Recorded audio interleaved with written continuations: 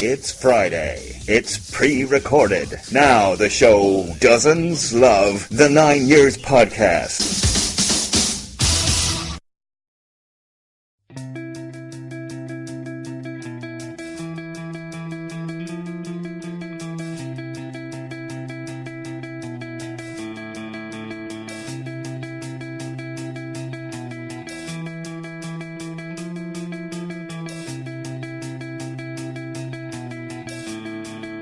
Alright everybody, welcome to the 9 Years Podcast. Nick Draper here, as always with the face of the BBC Sport website, Mr. Stuart Deacons, and thank you again for downloading the show this week. Don't know what to say really, Stu, to be honest with you. There are two main topics of conversation this week. There is a game to discuss, a loss, as always, and then we've got the whole Wally Down situation to touch on as well. I think we should probably start with Wally, shouldn't we? And on the day of release of this very podcast, well, that is the deadline for the club to respond to the FA charge. So we don't know what the response is going to be. We don't know what the situation is, but lots of people have opinions and views, and speculation is rife as to what the exact situation is with Wally. But like we said last week, well, nothing's actually changed officially since last week. No, it's been quiet, isn't it? And there's been nothing with the club. Speculation on social media as naturally there is about anything. But yeah, I think people are just waiting now, aren't they? You know, we record this as late as we possibly can to see if we have any news, but we don't at the time of recording. Whether we're going to hear anything, today, if you're listening to a podcast on release day, is unlikely. It looks like, Glenn Hodges has done his preview for the weekend, so he's very much in charge, as he was last week, and we just go, don't we? Just go on until we know further news about Wally. It's I think it is unsettling because you sort of, in one hand, we're going to discuss the Peterborough game, which has some encouraging bits to it, but you're also now thinking what's going to happen for Saturday, and as Glenn said in his preview, we have quite a challenging week. 3 games in a week. I know people don't like to count the game in the Football League Trophy, but it is a game that really, not we have to win, but it's trying to get a win from anywhere. We couldn't get a win in 90 minutes against Met Police in week, and we're quite a few first teamers in that. I had completely forgotten about that midweek fixture with Met Police until you mentioned it just there.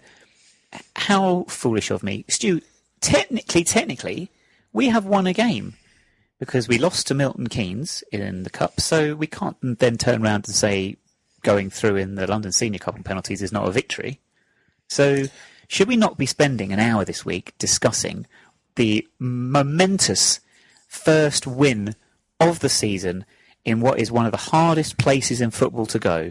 Imber Court has been likened to Upton Park in the 80s, and we went there and we kept out that team. We battled hard against really tough conditions, players that weren't giving you an inch, fans right on top of you. You know what that atmosphere is like. It's so intimidating down there, especially at the end with the trees behind the goal.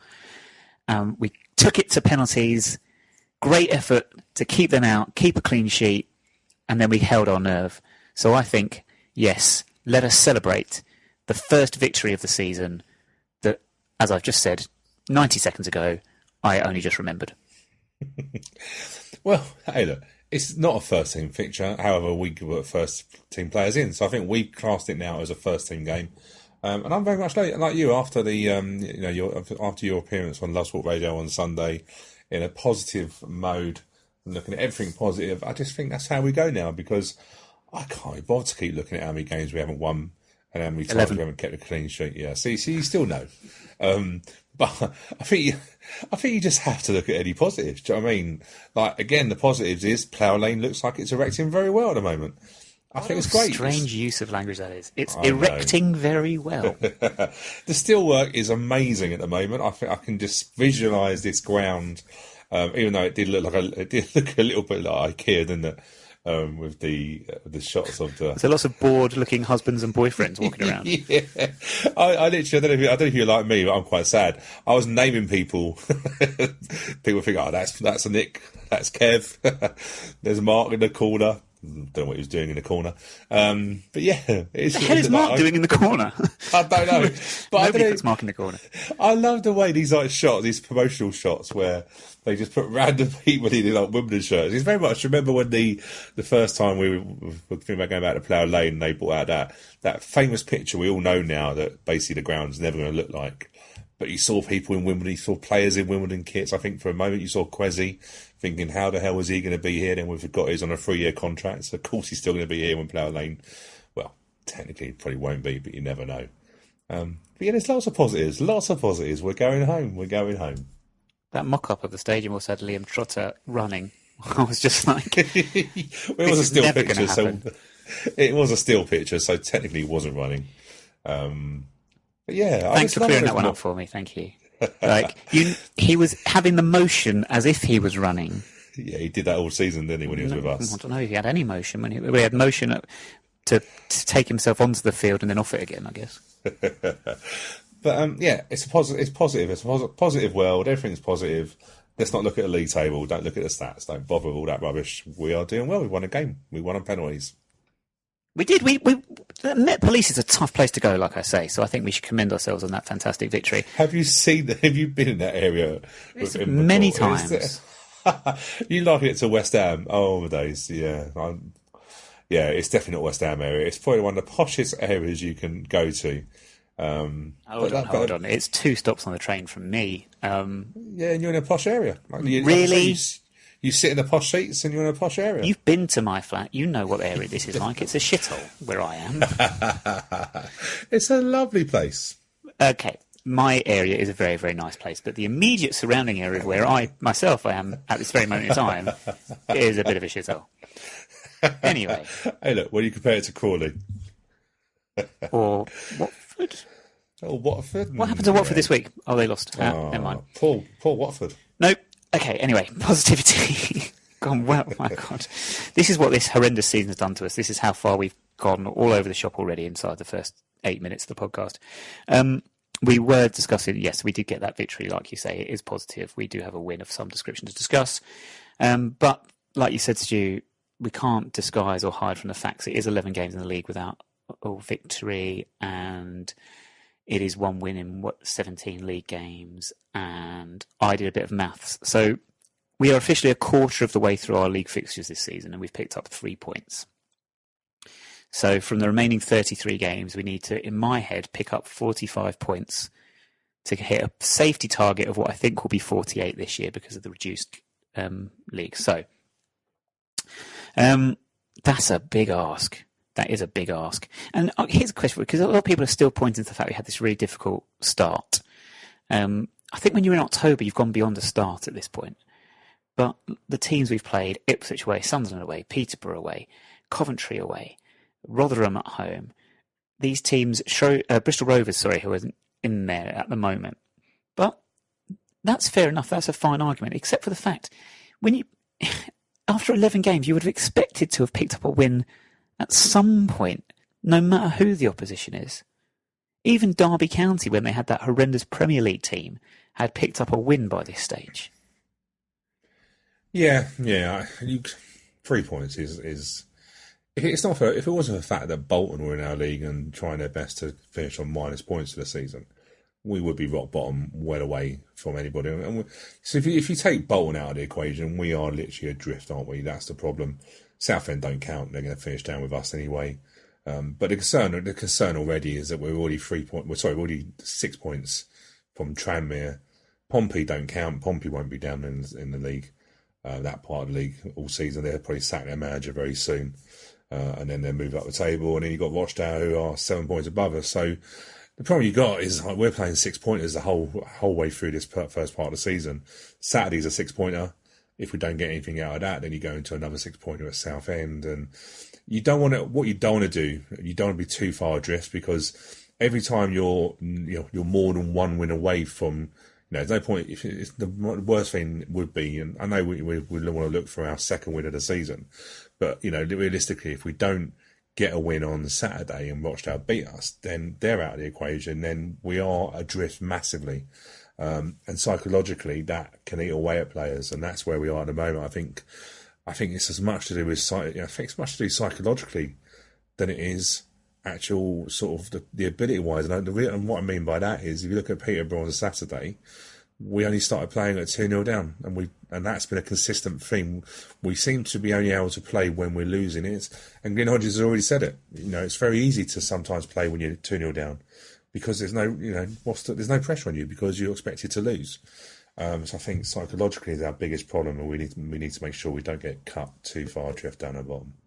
Does the psychological aspect change somewhat? And to go back to what we started the podcast with about the Wally Down situation, you understand, so as you say, Glyn Hodges be in charge again this weekend. Does psychology not change a little bit just because you've got that different voice and a different approach to games? We don't know how different, but you have to suggest that on the evidence of Saturday that there is a different approach, and that might change how players think about games, their atmosphere surrounding games and match days. You just don't know. It can change things up in a positive way. Yeah, there's always a freshness about it, isn't it? We don't know the dynamics of the changing room, in terms of we don't know if Wally was the main voice in the dressing room before the game and at half time. We don't really know. So for the players, it will be a different voice. Naturally, Glyn is exuberant and happy and positive because he's got a chance. Football's, yes, Wally and Glyn are mates. We know that.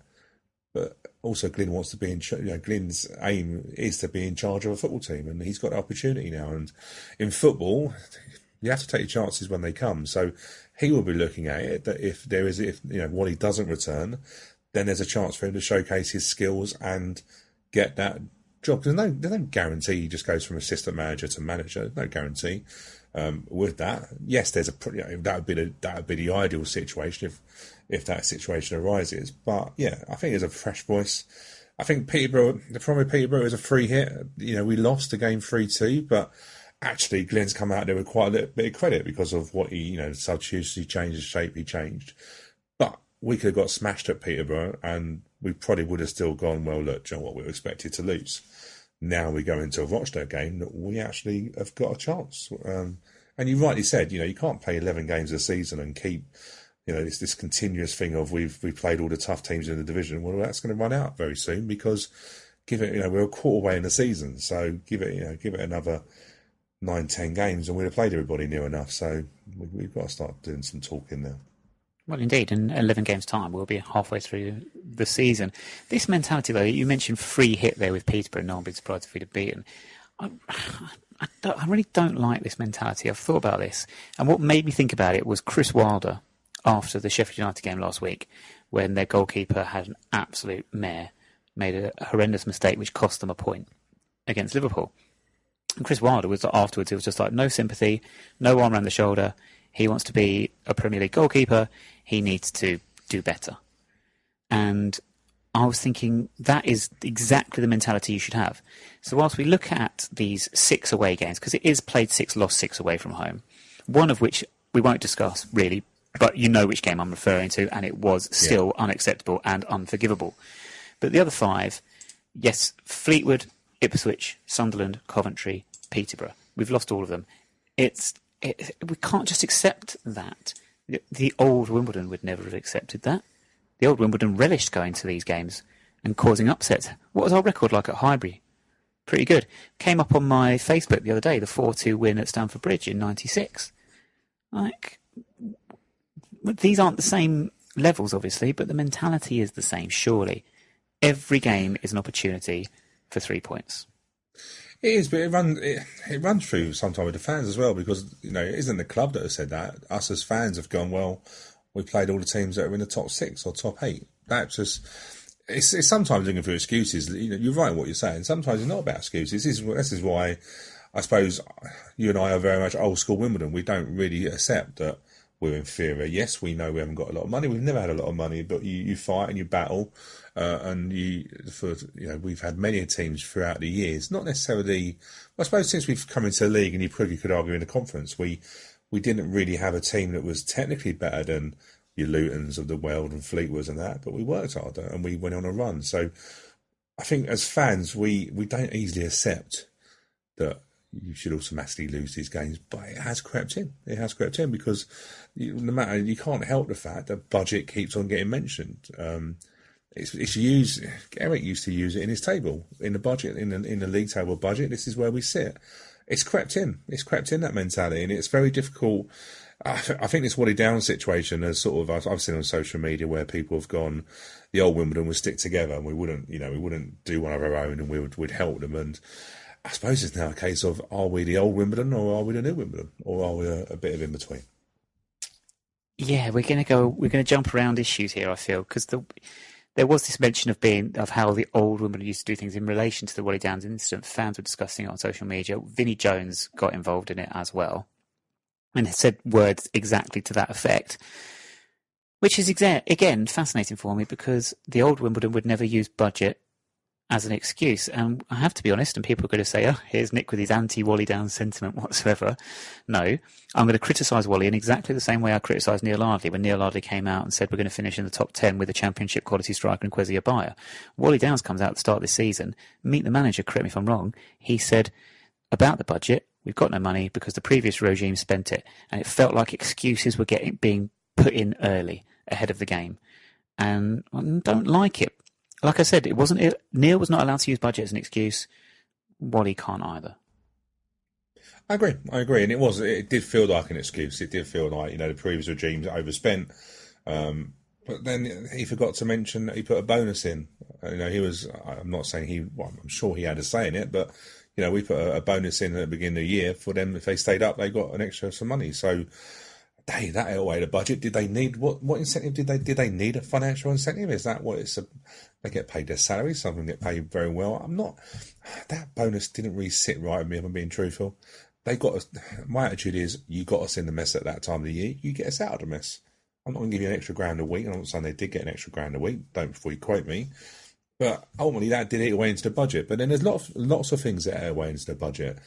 It does, yeah. It did feel like an excuse, and you're never going to let Neil forget the fact that he told you, or he told us, that we had a champion. We had a top 10 budget. I think that was just an absolute nightmare thing that he said, and he probably, as soon as it come out of his gob, he probably regretted it, because unfortunately it sort of bit him on the backside, didn't it?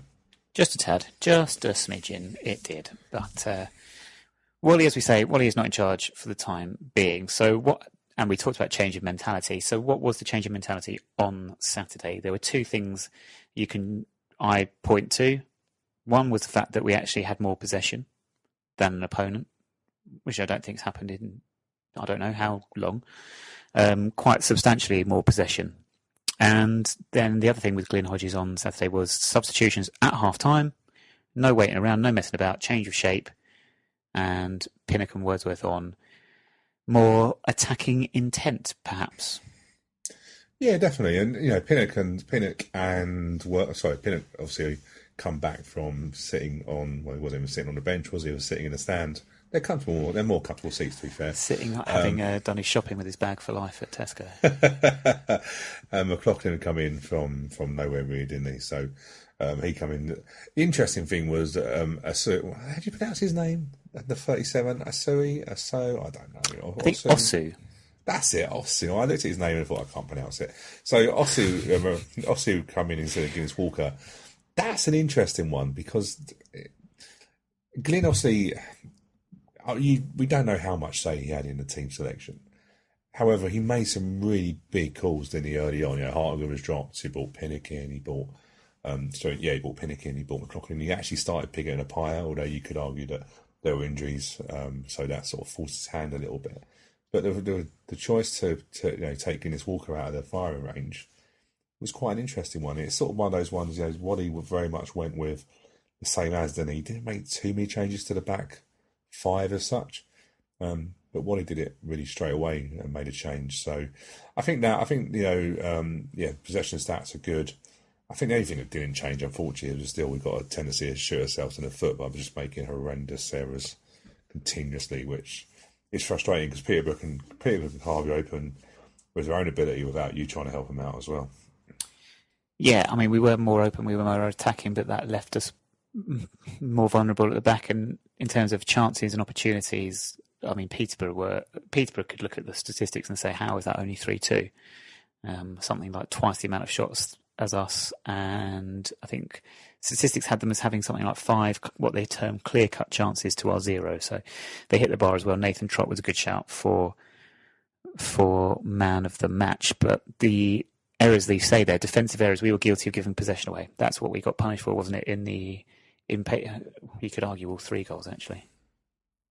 Yeah, the problem is the first goal was a mistake on the right hand side, and then we back off, don't we, Madison? And I get that because you don't want to commit, but then we dropped so deep we might as well be on the goal line because we just let him have a shot. It's a great finish, but yeah, not the ideal thing in the world. The second goal, it's a good bit of skill. If you look at it from Peterborough's point of view, it's a good bit of skill, but it's a bit too easy if I'm being truthful. Echoes of the Buckinghamshire second goal at Buckinghamshire. Yeah, it's just a little bit too easy. I think we were guilty on quite a few of the goals, especially the first 2 goals. We were just guilty of standing off rather than committing and trying to do something rather than just wait for them to do. And then the third goal is just a cross-field ball by Will, isn't it? Get us intercepted on the halfway line. And again, we retreat. I think that was a bit of the concern. We just seemed to retreat. And in the end, Peterborough could just line up their shots and stuff. But yeah, I think there's a couple of ways of looking at this, and we're going to look at it from a positive point of view mainly because, of course, we've got 2 goals away from home, which is the first time we scored 2 goals in the league. However, if you look at the stats, Peterborough had 25 shots. I can't remember a team who's done that to us this season, if I'm being honest with you. And I think, in a way, Peterborough probably, if I'm being honest, I think Peterborough probably had another gear they could have probably gone to if they'd been desperate for. But yeah, we've done well not to get our backsides severely tanned. The positives for me also were the fact that, like you say, 3-1 down. The previous week, Bristol Rovers were 3-1 down, heads dropped, and it was game over. I know there were different circumstances with the red card and what have you, but at least at 3-1 we actually but we continued to actually try and get something from the game. And if you watched the second goal, Wordsworth, which is a great strike from distance, and again, okay, the first goal, a shot from outside the box, and yes, the goalkeeper's made a horrendous error. It's one of those hilarious moments where everyone in the home end just face palms at the moment it trickles over the line. But at least we're shooting from distance, which we've argued we don't do enough of. Yeah, I agree. And then Wordsworth's goal, there were 4 players in the box at the time when the ball was passed to him. And that doesn't include Osu, who was wide making the assist. So you've got to think that if we are going to be relegated, or if we're going to be bottom 4, 5, 6 places in the league this season, we've had a quarter of our league fixtures, and it's been horrendously dull watching. If we're going to be struggling, if we're going to be down there, at least let's make it as entertaining as we possibly can. And actually, in the end, because Peterborough didn't take their chances, we could have snuck a draw because we had that attitude. And I'd much rather we'd play like this for the rest of the season than we continued to do whatever we were doing, which was basically lumping it towards the corner flag. I agree. And I think Wordsworth showed in that second half display how valuable he is because, he was comfortable enough taking a shot, wasn't he, outside the area. Yes, he had people in the box, but I don't think he really even bothered seeing them. And his intention was to get a shot on target, and it was a great goal. So I think, Wordsworth is really instrumental. Yes, we did put bodies forward, but what I mean, what we have to look at is, are we going to do that all the time? Is that something that we will do on Saturday? Will we go for it, or will we be tentative? Because it was nice to see that we had loads of people in the box and so forth, but we also have to accept that we did that because of the fact that the situation forced us to. And if we went down 4-2, 5-2, then actually there was no real fallback on it. I think these games at home, the pressure games, it'd be interesting to see what our mentality is because we've really got to try and go for it and get a win. You referenced earlier, I was on the Love Sports show on Sunday. They played an interview with Kevin Cooper, the second one, the AFC Wimbledon version. And I picked up what he said. He was interesting because he actually went the other way and said that when you're struggling at the bottom of the league, the first thing you want to do is just start making things tight difficult, compact, get a clean sheet, build your way from the back. And what are your thoughts on that argument? Because I know we've preempted it there by saying what we said about wanting to be attacking and trying to make things more entertaining. But what is the argument in favour of doing it in reverse and trying something different? I mean, my issue with that is the fact that it looks like that's what we've been trying to do. We just can't do it. And that's why we need to go more attacking. Yeah, and last season, this is the weird thing about how we are, because last season, we are literally the opposite of what we were last season, in terms of last season was built on a very strong defence. We didn't really concede many goals. Although, I'm just going to say that last time we played Rochdale, we won 4-3 with a Pigott hag trick. But we tended to really try and keep clean sheets, and we were boring as hell, weren't we? This year, and it is a 3-5-2, and I feel sometimes call it a 5-3-2, but it is a 3-5-2 formation. Just look how high our fullbacks are. But we sort of seem to have gone for it, haven't we? But it hasn't really worked on that side. So, yes, I think you could start from the back, but then do you change your formation? That's probably your ideal, because I don't think 3-5-2 works. Will then change that.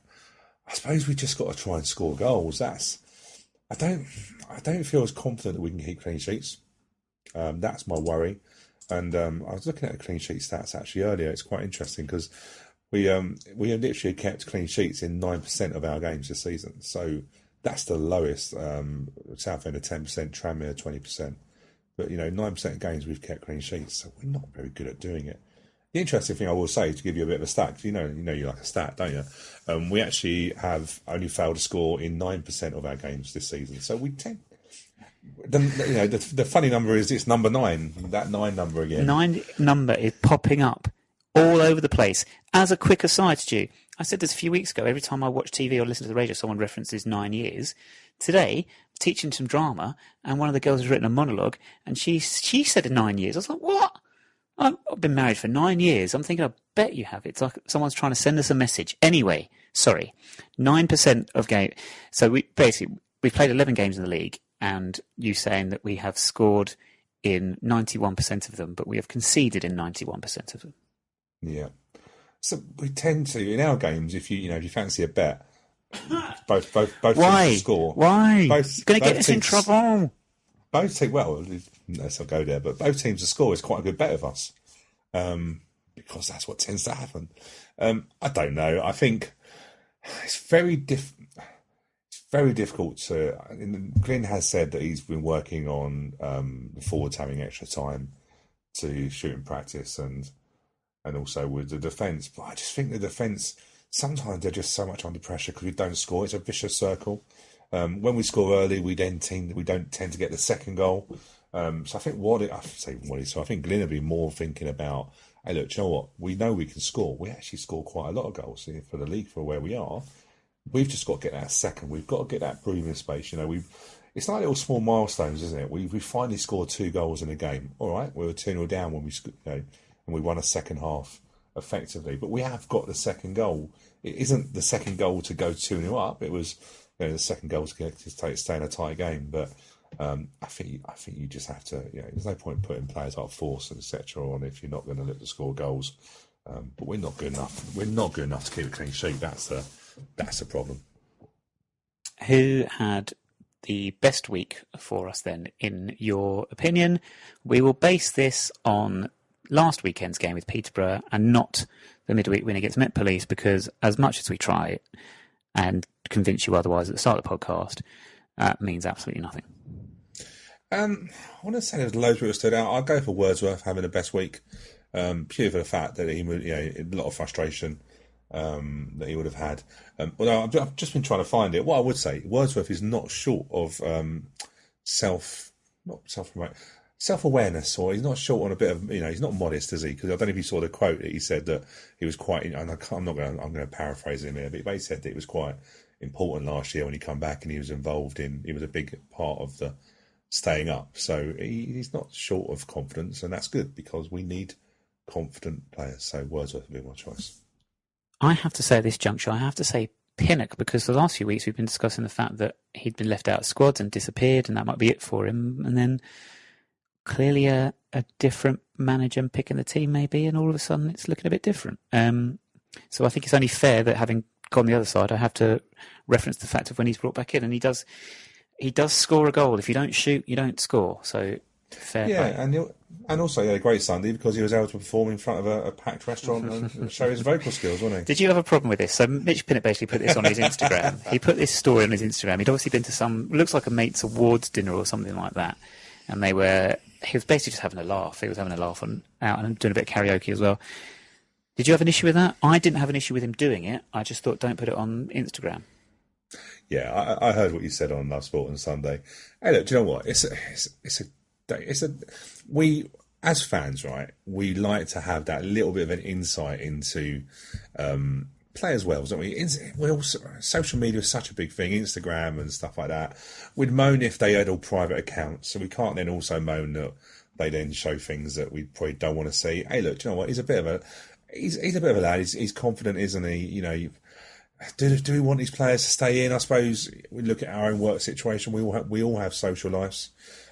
Just because I have a bad day in the office and I do something wrong doesn't mean I've got to sit in and hide. You know, you've got to go and let them get out a little bit. I think sometimes us fans, we overanalyze it a little bit. Yes, I don't want him openly mocking us or anything like that on social media. But I haven't got a major problem with it, if I'm being honest with you. They've all got lives, haven't they? They do indeed. Anthony Wordsworth's quote that you referenced. He said, "I know the impact that I can have on this team, and I think I showed that last season. I can look at myself in the mirror and say that I had a massive impact on the team back then, and that's what I want to do again. I want to stay fit and drive the team forward." It's confident, borderline arrogant. Yeah, I'm glad you found it, because I was trying to find it. Because I had a right smile to myself, because do you know what? I don't want a shrinking violet coming into this team. We've got too many of them at the moment, haven't we? So do you know what? If he's confident what ability he has and what he can do, if he goes and does it, he's great. And you know, he was a big influence last year, but it's weird. We haven't really had someone come out like that, have we? And actually blown their own trumpet completely.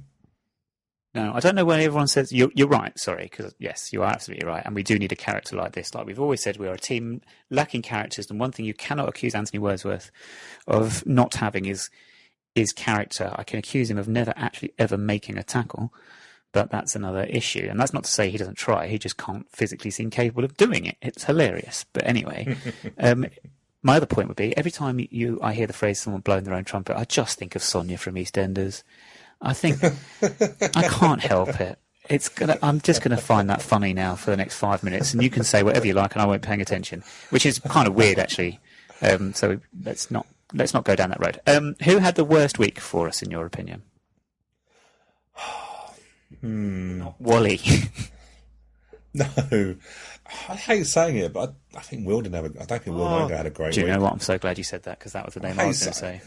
Yeah, I hate saying it, and I don't want to say it because, you know, I think Will's great. He's our captain, but also, as much as I know about Will, I think he'll be the first one to say, "Do you know what? Yeah, hands up.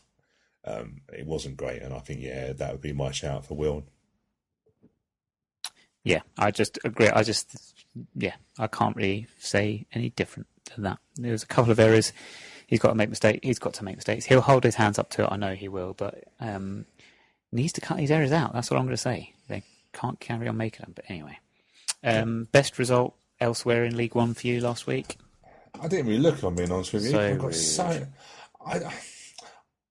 do you know what? I don't know if you're like me at the moment. No, I'm a little bit like, well, we keep losing. I even laugh when we can see goals now. I don't even get upset. I just laugh, and then I see them and I laugh. It's a weird one, isn't it? I suppose result-wise, hey, look, Bristol Rovers done well after beating us, and they beat Rotherham at home, and we all said Rotherham would be a top 16? Yeah. They're not at the moment. Technically, they're 13th. So when you say technically they're 13th, well, they're literally 13th. Well, they are literally 13th, but they also have games in hand because the league at the moment is so uneven because the EFL can't sort their life out. I probably would go with that, and I think, as much as I hate to say it, Oxford are just scoring goals for fun, aren't they? Must be boring. Hey, look, do you know what? They are scoring a hell of a lot of goals, aren't they? So, yeah, I would say Bristol Rovers, like I say, being a top 6 team that aren't technically top 6. Right. I would agree with you. That's the result I picked out, but I would agree with you in terms of when it comes to looking around the division. Yes, I'm not really paying that much close attention to it at the moment, like yourself, because when you're in the situation that we are, everything else just it doesn't really seem to affect us. I am aware that Ipswich, I think Coventry remain unbeaten, and Ipswich are top of the league. That's about as much as I know. Can I just say something? I just had a quick laugh, actually. Not only the goalkeeper did he let a really stupid goal in, his first name is called Christie. Thanks for that. Like, what's wrong? You'd change your name, wouldn't you? If you were called Christie, you'd just change it. Just be called Chris. Like, no, that'd be worse. Well, yeah, there's no reason to put a TY in the end, in it. Do you know what I mean? So not only did he let a ball. Funny thing is, right? I was going to say this. You look at the look on Kwesi Appiah's face when a goal goes in. Because he's probably thinking, "No, I never shoot." God, that's what could happen if you shoot. Sorry. So I was just looking up Christy Pym. It's a great name. I just see it in a report. It's a great name. Yeah, it doesn't seem to be anything. Well, I mean, clearly there must be links of family history to, I don't know, a different country, because Pym is not a traditionally English name, although he is English. But that's not an English name, but he's English. Well, he is English. He's played for the England under-20s. So there you go. But he was born in Exeter. But Pym is not a traditional. I don't think it's a traditionally English name. I could be wrong. Yeah. Wow. So he looks a bit stupid, doesn't he? Can't catch a ball and just can't spell his name properly. We'll come back to goalkeepers when we look at the Rochdale game. But I think, is that it actually for that game? I think I think we've covered the last week and what have you now. I'm totally flummoxed by you coming out there with a discussion about Christy Pym. That's a great name. Moving swiftly on. We do have to briefly talk. Oh, let's do that at the end. Let's keep on the football train, Stu, and talk our game. No. God, listeners, what's wrong with me this week? I can't even follow a script. I think I'm flummoxed because we're not running late, but we now will run late because I've been waffling for the last minute. It's because we've had such a positive, and we've won a game. We've won our first game of the season. You've just thrown you. Anyway, it's stuck to be a Wimbledon fan when you score 6 goals in a game. They're all penalties, admittedly, but we do technically score 6, and yet there's a team out there that still manages to outdo us, namely Bayern Munich, who managed to score 7 at White Hart Lane. Why is it not called White Hart Lane? Why is everyone having to refer it to... Somebody even corrected themselves on TV the other day. They said, we're now going to cross to White Hart Lane. Oh, no, sorry, the Tottenham Hotspur Stadium. Like, shut up. It's White Hart Lane. Do they have to... Are they legally obliged to call it the Tottenham Hotspur Stadium? I know. The funny thing is, actually, I didn't realise that the Bayern Munich forward who scored 4 goals played for Arsenal. And West Brom. And obviously it was a reject. Spurs looked very open, didn't they? But it's amazing. The good thing is, right, at least they can now say at that stadium they can test a fire drill, because they managed to get a hell of a lot of fans out very quickly in that second half. I'm saying nothing because we know what happened last time we were at Kingsmeadow. People don't go in. Well, this is also true. What I did want to say, sorry, before I got myself completely confused with the running order for this week, I wanted to ask you about the Vinnie Jones thing. We started talking about Wally. We never really finished it. What did you make of Vinny's intervention on Twitter in the week? Basically calling out the club to back Wally, even though we don't really know what the full context of the situation is. Frustrating, if I'm being honest with you. I'm not a lover. I'm not a lover of that, if I'm being honest with you. You know, Vinny's great. You know, he gave us his medals in the trophy cabinet and stuff like that, but didn't want to know us until we got into the league. If we're honest with that, I don't see why he needs to get involved. We know the connection with Wally.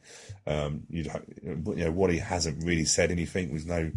I think he was at the boxing at the Royal Albert Hall on Friday. I remember seeing him there, and he's obviously getting on with. It's difficult, isn't it? Because he's in a situation where he obviously can't go to the games and stuff. And is that? I'm not saying that what he's asked Vinny to do is talking for him, because Vinny would talk for anybody. I'm not a great lover of it. I'm also being honest with you, also with Kevin Gage getting involved as well. Hey, look, do you know what? This isn't about. Well, from my understanding, it's not about Wally's poor form. He's not been suspended because he's not got a win this season. You know, he's suspended because of an FA investigation. We've charged him. We've suspended him, and we've probably had a good look at what the actual suspension is and what the actual case against Wally is. We just have to wait. If we do, you know, if the situation is that we do decide to terminate Wally's contract because of the FA charge, it's proven, I don't really want ex-players going, well, you should... What's this about? You should stand by him. If he's done something wrong and he gets suspended, then the club should do that. That's up to Waddy. Waddy's a grown man, but it does feel... I just felt a little bit uncomfortable with that. We should let the football club board do what they're going to do, and I'm sure the Dons Trust board are involved. There's a bit of pressure on them at the moment because social media, I don't know about you, but there's a lot, and it's always like anything with this, there's a lot of people behind Wally about we shouldn't do that. There's hardly anybody coming out and saying, well, you know what, if he has done it, he should go, because that's not the favoured thing at the moment. I think it just needs to be resolved. Like I said on the other day, I just think it needs more context for us. It's impossible to know exactly what the misdemeanours are, how serious they really are, and if he is found guilty of them and punished, we have to then wait to see if we think the punishment from the FA befits the crime, and that's when we can start perhaps discussing what the right thing to do by our manager is. Until then, it's all a moo point. I think the important thing is that we have to accept that if it does go the way of him being terminated, his contract... Right, I wonder where you were going there for a second. It's really important that the club's communication is spot on. That's all I'll say, you know. Sorry. I'm very sorry. I've got something in my throat there. No, but it's really important because, one, we don't want it sneaking out on Twitter, etc., what's happened. The club needs to control it. You know, I remember there was things about when the team were told that the FA were going to announce it at a certain time. We should lead it, you know, but I think the communication is really important. It really is, because I think it could really turn a bit sour if his contract is terminated on information. You know, let's be fair, the charge isn't that big, then really, you know, we should keep him. But I don't know. I suppose what I'm saying is I can't help, if I'm being on my personal view, and I don't know this, but my personal view is it's quite a convenient thing that's coming up, if I'm being truthful with you. And I think the club could, in my opinion, use that situation to, you know, we haven't won a game. So that's my personal opinion. I'm not saying that's what's going to happen, but I think a few people are thinking that it could be a little bit like, well, actually we could stick with him, but would we? Because actually he's lost all those games. Communication needs to be very good, because it could get a bit unsavoury. Or sour, as you said. Don't you dare be sour. Clap for your world... No, sorry, that's a wrestling thing. Right. On that note, let's actually now get on with the rest of the podcast, like I was going to do 5 minutes ago before I realised I'd got it all wrong. Nick Zan Every Second Countdowns. Yay. I was really struggling for a topic this week. And then something magical happened on Twitter in which the Premier League put out a tweet of goal of the day, and it was Marcus Gale's goal in our 5-0 demolition of arguably the worst team ever to play in the Premier League. Once owned by the worst owner in terms of just, not the worst owner, obviously, but a musician that's music was the worst ever to be made, ever. So, I got me thinking about that 5-0 victory over Watford in December of 1999. Unfortunately, that season ended in relegation for both ourselves. Well, actually, let's rephrase that. Unfortunately, that season ended in relegation for ourselves, but thankfully it also ended in relegation for Watford, because they suck. But anyway, I thought about that relegation season, and I thought we were very bad that season. But you know, Stu, in the league, in the Premier League, we did manage to pick up an incredible 7 league wins. Your task this week is to name the 7 games that we won. Yes, the Watford 5-0 is one of them, obviously, so you have 6 more to pick. You have 30 seconds. 3, 2, 1, go. I'm trying to think who was in that team. League. Newcastle. We did beat Newcastle. Coventry. We didn't beat them. Southampton. Didn't beat them. Everton. Didn't beat them. Leicester. Beat them. Sheffield Wednesday. Didn't beat them. Middlesbrough. Didn't beat them. Sunderland. We did beat them. Bradford. We did. Hey, Man City. No, they weren't in it. You got 4. Where were Man City? They were in the league below. Never. Yes. You mean they've not always been at the top of football? Apparently not, no. Apparently, cool. yes. So you got 4 out of 6. That's not bad. The ones you missed were, we beat Watford again. Oh, that's cheating. We beat them on the opening day. Oh, of course we did, 3-2. 3-2. And then the other one, bizarrely, was a few days after they had performed in the Champions League, we beat Leeds United. Now, there are some stories behind some of the games you've mentioned there, which I'm very going to quickly touch on. Leicester City was on the 11th of March, which is my dad's birthday, so that would have been that was in the year 2000, so that would have been a very happy 75th birthday for him at the time. And then that was also a penalty. I think it was the only penalty we had in the Premier League for about 12 years, and Neil Ardley scored it. We went on to win 2-1. That came a week after we got spanked 4-0 at Derby. Oh dear. That was when was it Biano scored against us? I'm not sure if it was that year. I think he did the other year. We definitely had I don't know. Let me find out for you quickly. I used to love that Derby team because I used to, don't sing that song. Do not sing the Biano song. It's a great song. And that's Derby. I've still got great memories of Derby, especially when the lights went out at Derby. I still remember. This is Derby. Derby? Yeah. We talked about Derby. Derby's. I just never forget when we had their first league game, didn't we? In the new ground, and the lights went out, and the shock on their faces. Still trying to go, trying to go to the toilet in the dark. That was a day. That was a time when really, back in them days, you didn't have, not like nowadays when the lights go out, you just get your mobile phone and put your torch on. That wasn't available back in that days. Derby, but the Biano song was great. I did love that. But then it's not great when he scores against you and you hear it. You're like, it's very much when I went to West Brom and I used to love the boing boing baggies baggies. But it ain't very nice when you're being beat by West Brom and you're hearing it. You just lose the passion for it. Yeah, but it was great the following season at West Brom when we went there with 10 men for an hour and then snuck a 95th minute winner with Neil Shipley bundling it over the line from a yard. But Derby, that was Georgie Kinclardzi and Malcolm Christie and Rory Delap and Dion Burton and Dean Sturridge and Stefan Schnorr and Seth Johnson. Wow. Those were the days. Back then, isn't it? They were. And then the other one you mentioned is the Sunderland one, the 1-0. I believe that was was that the Ben Thatcher, Nicky Summerby elbow smash? Wow. It was just a great tackle when he just great tackle, marked, didn't he? Great tackle. Just an elbow smash, literally. What would you do for tackles like that now? Where you get suspended for like 10 months. Oh, did you see the Newcastle red card on the weekend? No, do you know what? I'll be truthful. I've not watched much Premiership football. Premier League. I really haven't. I've hardly watched a match a day, and I think I was saying to you, I was in shock on Monday because I thought, do you know what? I see what the Monday night game is, and I didn't realise it was. Well, I say it was a top of the table game. It wasn't a top of the table game. It was a game of former champions, wasn't it? Man U, Arsenal. But I haven't watched much. I think I'm a bit, but I think Premiership's just a bit boring at the moment, and I get a bit fed up watching goals because it depresses me because my team can't score any. Well, it can. It can't score two. We just did score two. Oh, this is anyway. All I'll say is the Newcastle red card. Disagree with me if you want. Never a red card for me because it was just a firm tackle. And having made the tackle, where is the player making the tackle supposed to go? He can't teleport himself out of the way of the opposition player.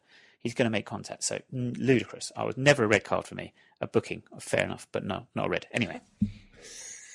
Can I say very quickly, is there a different, with VAR, we love VAR, don't we? No, I fucking hate it. Is there different rules in Europe for VAR? Yes, there is, yeah. They implement it differently, just to add to the confusion. Because I did get confused. I was watching, and I don't know if you did this right, but on Wednesday night, I literally was trying to watch the Luton-Millwall game. Yep. The Barcelona-Inter Milan game. Nope. The Liverpool-Red Bull game. Nope. I was trying to watch all these games. games. And The Apprentice. Well, I haven't started watching it yet. But did you ever do that when you switch? Because my wife thought it was quite funny. I was switching from game to game and I kept missing goals. I never saw... There was all these goals in those games, but I never saw one of them live because I kept missing them.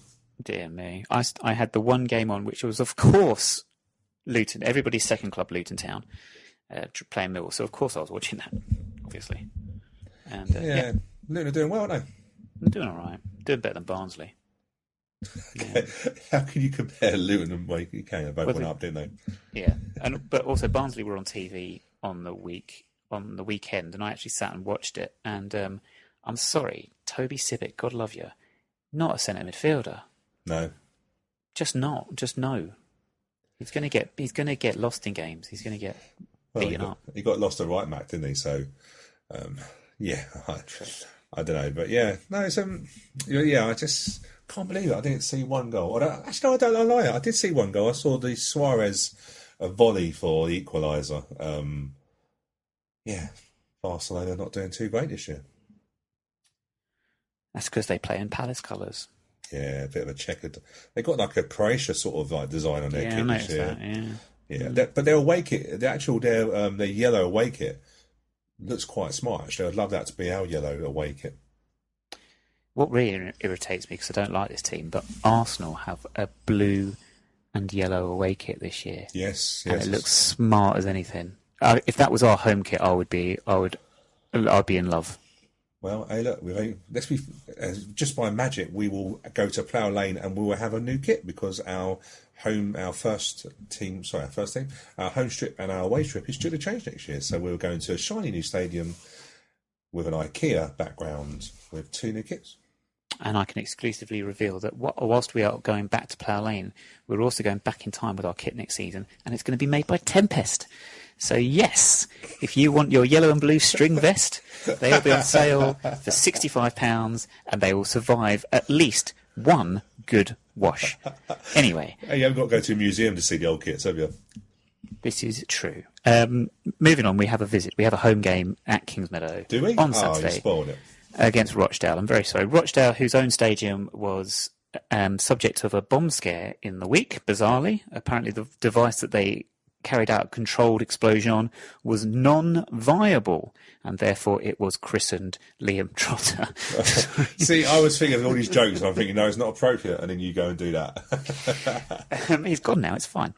Rochdale at the moment, they are 18th in the division. They have only won 2 of their 10 games, and they have not won, or they did not win in the month of September. August the 31st was their last league victory, and last week they lost 3-0 at home to Wickham. Perhaps a little bit of the After the Lord Mayor show, having got taken Manchester United to penalties at Old Trafford in the week prior to it. Rochdale, they have still a novice manager in charge. Brian Barry Murphy has got less than, I'm very sorry listeners, fewer than 30 games under his managerial belt. But is it this is a John Barry Bates situation. Was it John-Barry Bates, or was it John Barry-Bates? In the same way, is it Brian-Barry Murphy or Brian Barry-Murphy?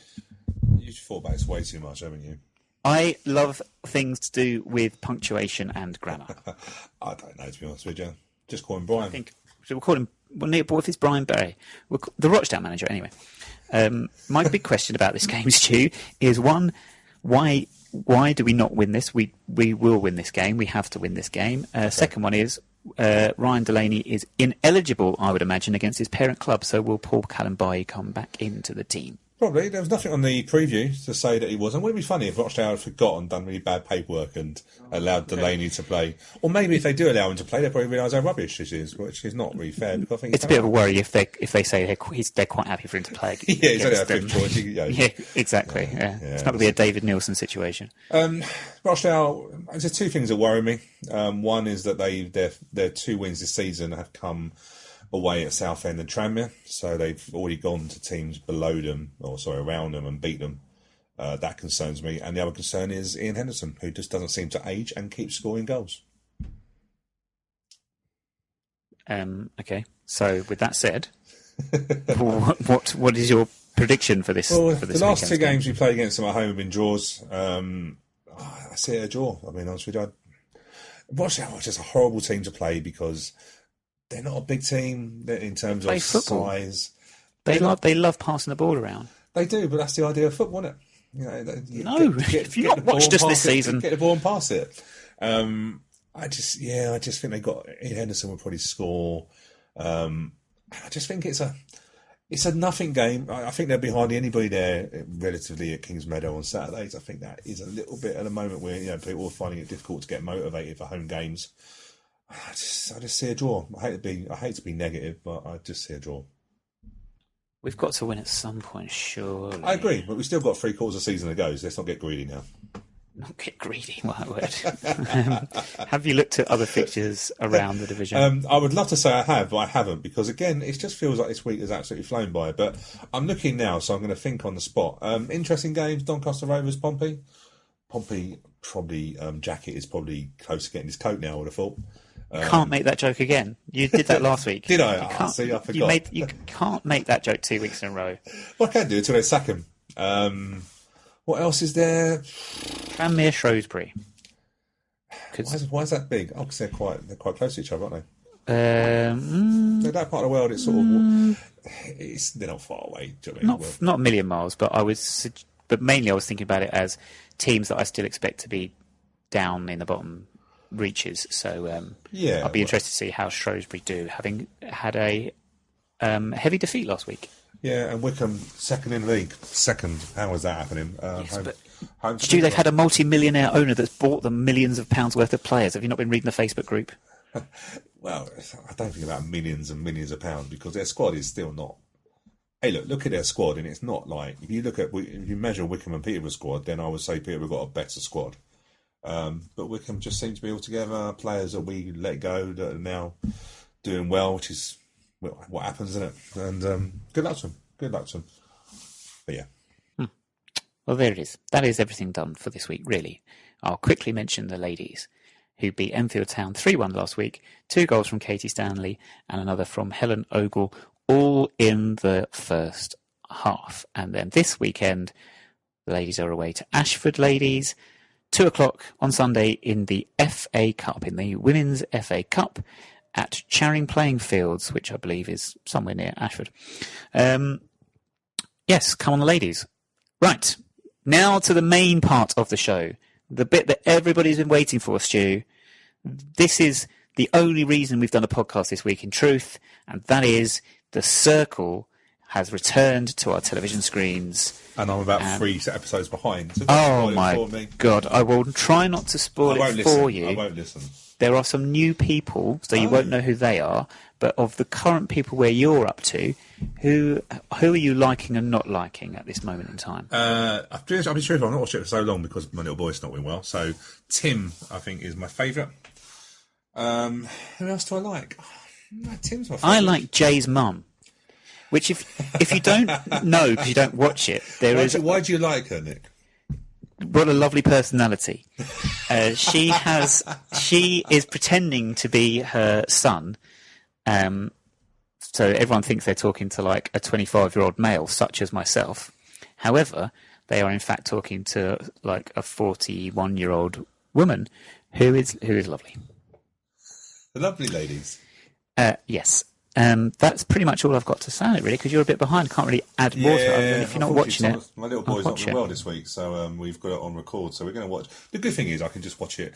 I don't mind watching things on record because you can just get rid of the breaks. Oh, breaks are boring, aren't they? Do you know what I mean? I don't like they're getting away now, don't they? So I can just speed through them. Yes, I don't like the breaks because, and I'm gonna look this up, because there's one advert. Is it like a car advert? It's got really scary music. Scary. It's got scary music, and when it's on late at night, if I'm at home alone and like it's dark and what have you, and that advert comes on, I get a little bit freaked out. Like, what is? Yeah. Go on. No, go on. I was going to say, can I tell you a funny story? My little boy, this will make you laugh. I think I've told you already, but the other day I thought he was calling me Daddy, and I'm like, he's called Daddy. No, he was calling Dougie. His favourite program is called Hey Dougie, which is on Netflix.